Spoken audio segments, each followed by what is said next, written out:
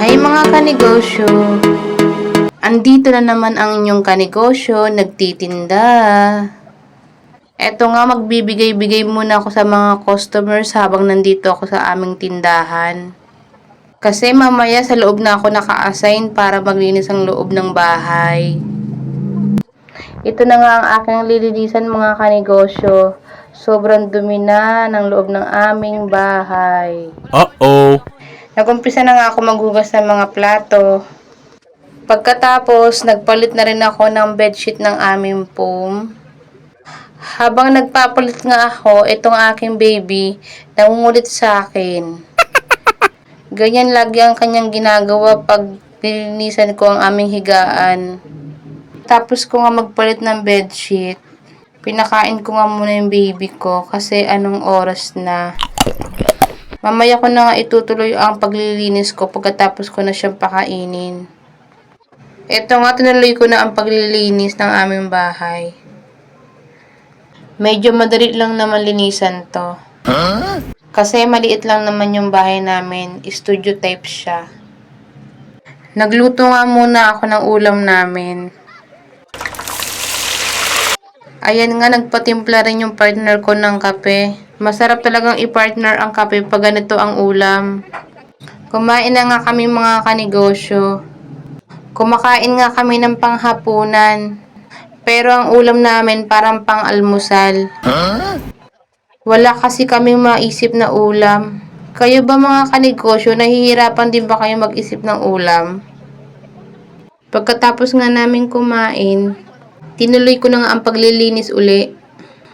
Tinanggal nga namin yung tela dyan sa kahoy. Kasi nga sobrang dumi na.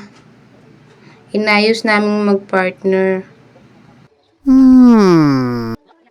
Habang tinadalian nga ng aking partner yung tela, itong aking anak naman nangungulit sa kanyang papa. Nilinisan ko nga muna ang aking baby para mapreskuhan siya.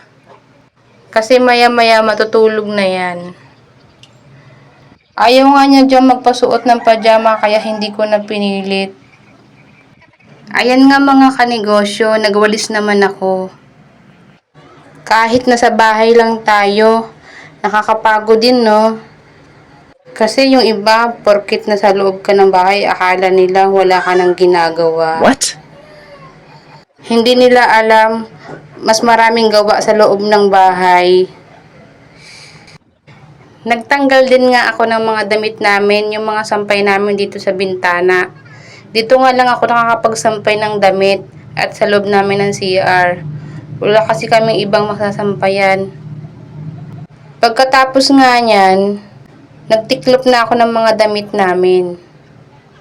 Pagkatapos ko nga magtiklop, ay nagpunas naman ako ng sahig namin. Ang next ko namang ginawa ay maglaba ng basahan. Sobra na kasing dumi ng basahan kaya nilabhan ko na rin.